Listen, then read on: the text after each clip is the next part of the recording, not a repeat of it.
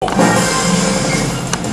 ang 5 tao kabilang isang US war veteran matapos barilhin sa loob mismo ng kanilang bahay sa Hendersonville Subdivision, lungsod ng Angeles, Pampanga. Pagnanakaw ang itinuturong motibo sa krimen. Nagpapatrol, Gracie Rutaw. Labis ang hinagpis ng mga kaanak ng isa-isang inilabas sa mga dugoang bangkay sa bahay na ito sa Hendersonville Court Subdivision sa barangay Malabanyas sa Angeles City.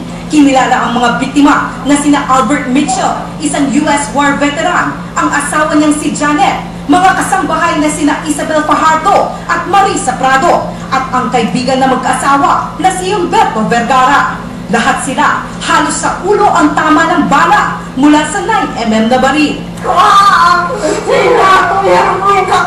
Sa morgue, umalingaw-ngawang galit at pighati ng mga kaanak. Hindi ko alam kasi kung sino man siya, kung totoo man, kung ano man. Kapal ng mukha.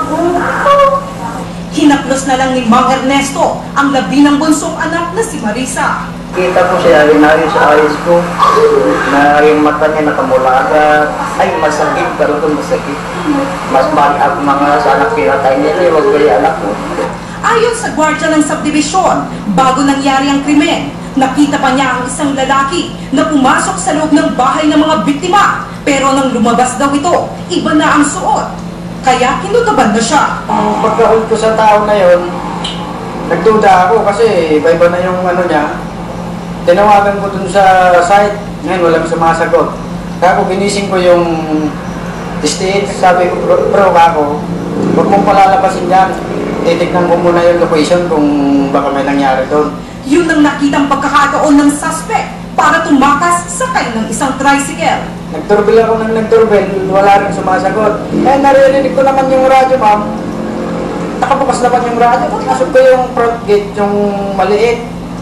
Tapos pagka-check kong ganyan, yung unang nakita ko, ma'am, yung kapatid ko, nakabulagta na. Hinala ng PNP, pagnanakaw ang motibo sa krimen.